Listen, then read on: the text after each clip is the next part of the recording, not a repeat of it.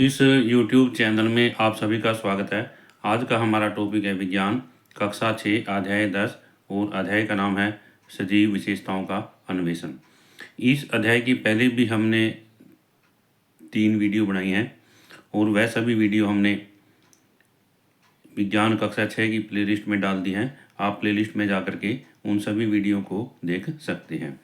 आज इस वीडियो में हम जंतुओं के जीवन चक्र से प्रारंभ करते हैं। हमने एक पौधे के जीवन चक्र के विषय में जाना। हमने देखा कि पौधों के जीवन चक्र में अनेक परिवर्तन होते हैं। क्या आपने कभी ध्यान दिया कि समय के साथ जंतु कैसे बड़े होते हैं? विभिन्न जंतुओं के बच्चों के रेखा चित्र बनाइए और उनके नाम लिखिए। इसमें हमने पौधों के विषय में पढ़ा था, पौधों के जीवन चक्र के विषय में पढ़ा था और हमने यह भी पढ़ा था कि पौधे जो है कैसे बड़े होते हैं। तो आगे अब हमने जंतुओं के विषय में अध्ययन करेंगे हम कि जंतु कैसे बड़े होते हैं। मच्छर का जीवन चक्र। सबसे पहले मच्छर को लेते हैं यहाँ पर। अपने आसपास मच्छरों की भिनभिनाहट की ध्वनि सुनना हम सब के लिए एक सामान्य अनुभव है। मादा मच्छर खून चूसने वाले कीट हैं। तो इसमें जो मादा मच्छर है वो क्या है? खून चूसने वाले कीट हैं। नर मच्छर फूलों का रस लेते हैं या चूसते हैं और मादा मच्छर जो है खून चूसते हैं।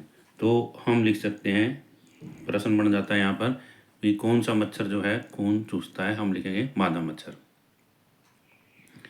जिनसे मलेरिया, डेंगू और चिकनगुनिया जैसी अनेक बीमारियों का संचरण होता है। दूसरा प्रश्न बन जाता है यहाँ पर, मच्छरों से फैलने वाली बीमारियों के उदाहरण क्या है? मच्छरों से फैलने वाली बीमारियों के उदाहरण क्या है? मलेरिया, डेंगू और चिकनगुनिया आदि। आपने समाचार पत्रों, स्कूल के सूचना पट या जागरूकता अभियानों के माध्यम से जाना होगा कि मच्छरों के प्रजनन की रोकथाम करनी चाहिए। तो इसमें क्या है भी, जो मच्छर हैं उनके प्रजनन की रोकथाम करनी चाहिए। हमें सलाह दी जाती है कि अपने आसपास कहीं भी जल इकट्ठा न होने दें। ऐसा क्यों? क्या स्थिर जल का मच्छरों के अंडे देने के साथ में कोई संबंध है?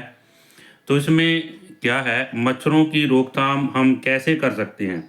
मच्छरों की रोकथाम हम कैसे कर सकते हैं? हम क्या करेंगे? स्थिर जल को इकट्ठा नहीं होने देंगे। क्या होगा? कोई भी आसपास जल इकट्ठा नहीं होने देंगे। तो मच्छर कहाँ पनपते हैं? स्थिर जल में। आपने विद्यालय, घर और आसपास स्थिर जल का पता लगाने के लिए सुरक्षा परीक्षण का आयोजन कीजिए। यदि संभव हो तो किसी छोटे जीवों का अवलोकन करने के लिए एक लेंस लीजिए। कूलर के अंदर, गमलों और अन्य खुले पात्र जैसे सामान्य स्थान होते हैं। तो मच्छर कहाँ पनपते हैं? घरों में, कूलर के अंदर, गमलों में और अन्य खुले पात्र, इनमें जो है मच्छर पनपते हैं। तो हम एक प्रश्न बन जाता है कि घरों में मच्छर जो है कहाँ पनपते हैं? हम लिखेंगे कूलर के अंदर, गमलों के अंदर और अन्य जो खुले पात्र हैं उनमें, जहाँ स्थिर जल एकत्र होने की संभावना होती है। आपको 2 अलग अलग प्रकार के कृमि जैसे जीव मिल सकते हैं। ये लार्वा और प्यूपा हैं। क्या है भाई? लार्वा और प्यूपा, जो मच्छरों के विकास के दौरान उनके जीवन की 2 विशिष्ट अवस्थाएं हैं। लार्वा और प्यूपा जो है मच्छरों के जीवन के विकास के दौरान जो है इनकी 2 विशिष्ट अवस्थाएं हैं। यदि आपको लार्वा और प्यूपा दिखाई देता है तो इसकी सूचना अपने शिक्षक को दीजिए। तो हमने क्या है, इसकी सूचना किसको देनी है? शिक्षक को। मच्छरों के प्रजनन की रोकथाम के लिए किए जाने वाले आवश्यक उपायों के विषय में अपने शिक्षक और सहपाठियों के साथ चर्चा कीजिए। लार्वा और प्यूपा के आकार में आपने क्या क्या अंतर देखे? तो यहाँ पर ये चित्र दिखाया गया है, स्थिर जल निकाय में मच्छरों के लार्वा और प्यूपा। तो यहाँ पर ये जल है, यहाँ पर ये स्थिर है और इसके में ये क्या दिखाया गया? प्यूपा दिखाया गया है। ये क्या चीज़ है? लार्वा। क्या चीज़ है? लार्वा। तो अभी हमने बताया था कि मच्छर जो है कहाँ पनपते हैं? स्थिर जल में। कहाँ पनपते हैं? स्थिर जल में। तो इससे आगे है, जल निकायों में देखे गए मच्छरों के लार्वा और प्यूपा बार बार जल की सतह पर आते हैं। जल निकाय, जहाँ जल एकत्रित होता है, वहाँ जब हम देखते हैं मच्छरों के लार्वा और प्यूपा जो है बार बार जो है जल की सतह पर आते हैं। इसका क्या कारण हो सकता है? इसका क्या कारण हो सकता है? मच्छरों के लार्वा और प्यूपा जल में रहते हैं और उन्हें श्वास लेने के लिए वायु की आवश्यकता होती है। वे श्वास लेने के लिए जल की सतह पर आते हैं। तो इसमें क्या हुआ भाई, मच्छरों के लार्वा और प्यूपा कहाँ रहते हैं? जल के अंदर रहते हैं और उन्हें श्वास लेने के लिए वायु की आवश्यकता होती है और वो श्वास लेने के लिए जल की सतह पर आ जाते हैं। यहाँ पर मच्छरों के जीवन चक्र को किस प्रकार भंग किया जा सकता है? मैंने अपने माताजी को स्थिर जल में मिट्टी का तेल छिड़कते हुए देखा। वो ऐसा क्यों करती हैं? अब इसमें जिज्ञासु बच्चा है, इसके अंदर मन में आता है कि उनकी माता को उन्होंने जल में मिट्टी का, जो स्थिर जल है उसमें मिट्टी का तेल छिड़कते हुए देखा, वो ऐसा क्यों करते हैं? तो आगे इसमें, मिट्टी का तेल जल की सतह पर एक पतली परत बनाता है। मिट्टी का तेल क्या है, जल की सतह पर क्या बना लेता है? एक पतली परत। यह परत जल को वायु से पृथक कर देती है और लार्वा एवं प्यूपा श्वास द्वारा वायु ग्रहण नहीं कर पाते, परिणामतः वे मर जाते हैं। तो हमारे पास में एक प्रश्न बन जाता है कि स्थिर जल में मिट्टी का तेल क्यों छिड़का जाता है और मिट्टी का तेल छिड़कने से लार्वा और प्यूपा जो है क्यों मर जाते हैं? तो हम क्या कहेंगे, मिट्टी का तेल जल की सतह पर एक पतली परत बना लेता है और यह परत जल को वायु से पृथक कर देती है और लार्वा एवं प्यूपा श्वास द्वारा वायु ग्रहण नहीं कर पाते, इसके कारण वे मर जाते हैं। क्रियाकलाप 10.5 आइए विश्लेषण करें। आइए एक रोचक पहेली सुलझाएं। आप कैसे निर्णय करेंगे कि अंडा अवस्था के तुरंत बाद कौन सी अवस्था पहले आती है? लार्वा पहले आता है या प्यूपा पहले आता है? कल्पना कीजिए कि आपको पोखर के जल से भरा एक पात्र दिया जाता है जिसमें लार्वा और प्यूपा हैं। इनकी अवस्थाओं का सही अनुक्रम पता करने के लिए एक क्रियाकलाप की योजना बनाएं। अपना क्रियाकलाप सृजन करने के लिए आप अवधि द्वारा बनाई गई निम्नलिखित योजना की सहायता ले सकते हैं। चरण 1, मेरे पास जल से भरा एक पात्र है। क्या कहता है भाई? मेरे पास में जल से भरा हुआ एक पात्र है। तो इसमें है, जिसमें मच्छर और के लार्वा और प्यूपा हैं। चरण 2, मैं 4-5 लार्वा और प्यूपा को समान जल वाले अलग अलग पात्रों में विभक्त करूंगी। चरण 3, मैं इनका एक अवस्था से अगली अवस्था में परिवर्तन देखने के लिए प्रतिदिन इसका अवलोकन करूंगी। सबसे पहले क्या है अभी, एक पात्र है उसमें मच्छर और लार्वा है, दूसरा है लार्वा और प्यूपा को अलग अलग पात्रों में विभक्त कर लिया। फिर क्या है, उनकी अवस्था परिवर्तन देखने के लिए प्रतिदिन उनका अवलोकन किया। यदि लार्वा प्यूपा में परिवर्तित होता है तो इसका तात्पर्य है कि लार्वा की अवस्था प्यूपा से पूर्व की होती है। यदि लार्वा प्यूपा में बदल जाता है तो इसका अर्थ क्या होगा भाई? इसका तात्पर्य होगा कि लार्वा की अवस्था प्यूपा के पूर्व होगी। यदि इसका उल्टा होता है तो क्या होगा? यदि इसका उल्टा होता है तो प्यूपा की अवस्था लार्वा के पूर्व की होगी। अब आगे मैं देखती रहूंगी कि मच्छर पहले किस पात्र में दिखाई देता है। इससे आगे है, ये अवलोकन वृद्धि एवं विकास के सही अनुक्रमों को जानने में हमारी सहायता करेंगे। अब कल्पना कीजिए कि आपको पोखर के जल से भरा एक पात्र दिया गया है। अब हम कल्पना करते हैं कि हमें एक पात्र दिया गया है जिसमें पोखर यानी तालाब का जल है। किसका जल है? तालाब का, या कोई भी स्थिर जल है जो ठहरा हुआ है, जिनमें लार्वा और प्यूपा हैं। उन्हें पात्र से अलग किए बिना यह निश्चित करने के लिए कि दोनों अवस्थाओं में पहले कौन सी अवस्था आएगी, आप क्रियाकलाप की किस प्रकार की योजना बनाएंगे। आगे इसमें यहाँ पर मच्छर का जीवन चक्र दर्शाया गया है। तो इसमें सबसे पहले क्या है, अंडा है, पहली अवस्था है मच्छर का अंडा।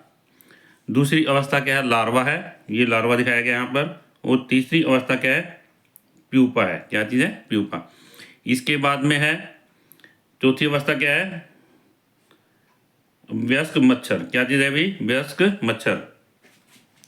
तो अभी हमने अंडा, लार्वा, प्यूपा और मच्छर, ये जो मच्छर है उसका जीवन चक्र है, इसकी 4 अवस्थाएं हैं। सबसे पहले अंडा अवस्था 1, दूसरा क्या है अवस्था क्या है? लार्वा, तीसरी अवस्था क्या है? प्यूपा, और चौथी अवस्था क्या है? वयस्क मच्छर। आइए मच्छर के जीवन चक्र की इन अवस्थाओं के विषय में और अधिक जाने। मच्छर अपने जीवन चक्र में 4 अवस्थाओं से गुजरते हैं। ये अंडा, लार्वा, प्यूपा, वयस्क, अंडा, लार्वा, प्यूपा और वयस्क अवस्था है। मच्छर अपने जीवन चक्र में 4 अवस्थाओं से गुजरते हैं, अंडा, लार्वा, प्यूपा और वयस्क अवस्थाएं।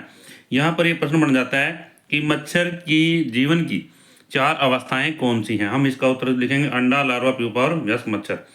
प्यूपा से निकला वयस्क मच्छर जल की सतह पर थोड़ा विश्राम करता है और फिर उड़ जाता है। वयस्क मच्छर 10 से 15 दिन तक जीवित रहता है। कितने दिन तक? 10 से 15 दिन तक।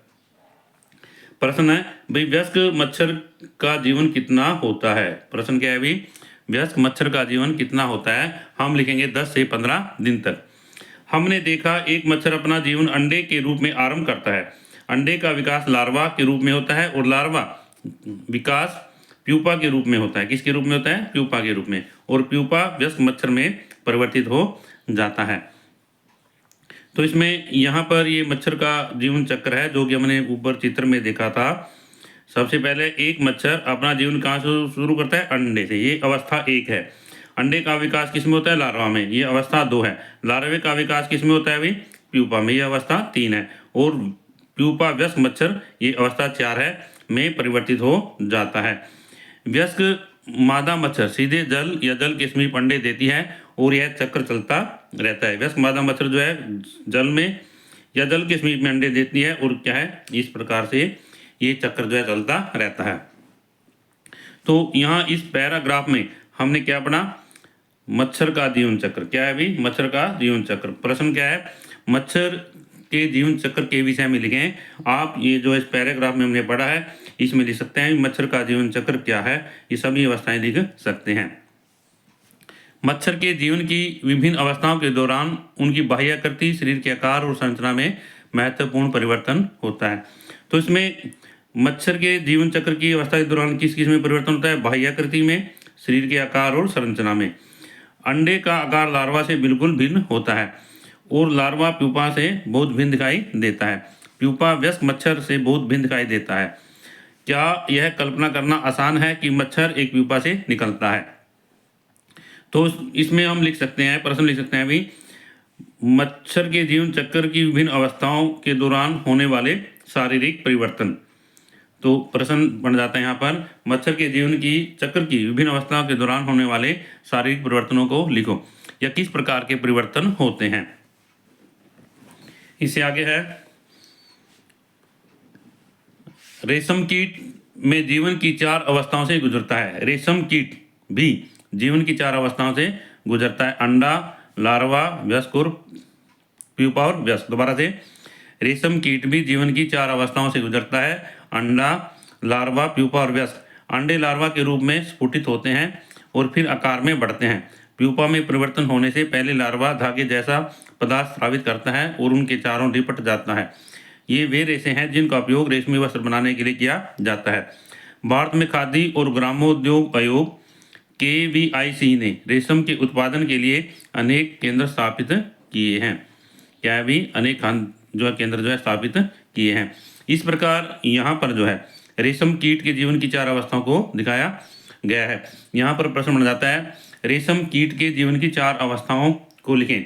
हम भी लिखेंगे अंडा, लार्वा, वयस्क और अंडा, लार्वा, प्यूपा और वयस्क। इस तरह से हम लिखेंगे। इस वीडियो में आज हम इतना ही अध्ययन करेंगे। आशा करता हूँ कि इस वीडियो के माध्यम से यह टॉपिक आपको समझ आ गया होगा और यदि ये वीडियो आपको अच्छी लगे तो आप इस वीडियो को लाइक करें, शेयर करें, कमेंट करें और यदि आप इस चैनल पर नए हैं तो इस चैनल को सब्सक्राइब करें ताकि इस तरह की वीडियो आपको मिलती रहे।